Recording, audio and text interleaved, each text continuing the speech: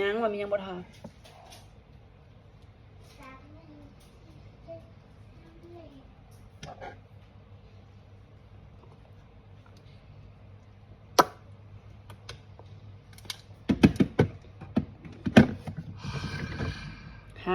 หักละหลายโพดหักแล้ว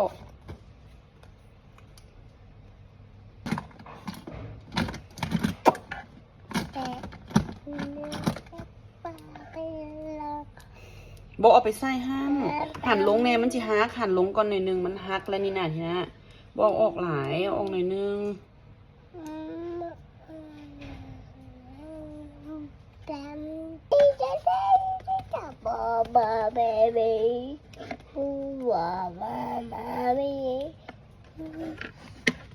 อุ้ยมันยาวโพดทีนะมันจะหักหั่นลงหน่อยนึง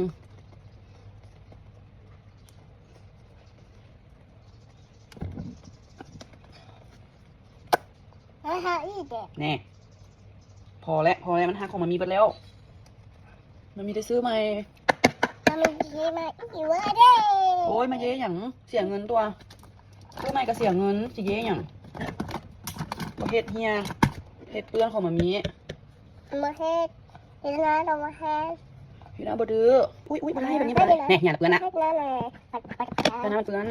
เราไม่ดึกเสื่อมนะเปื้อนอ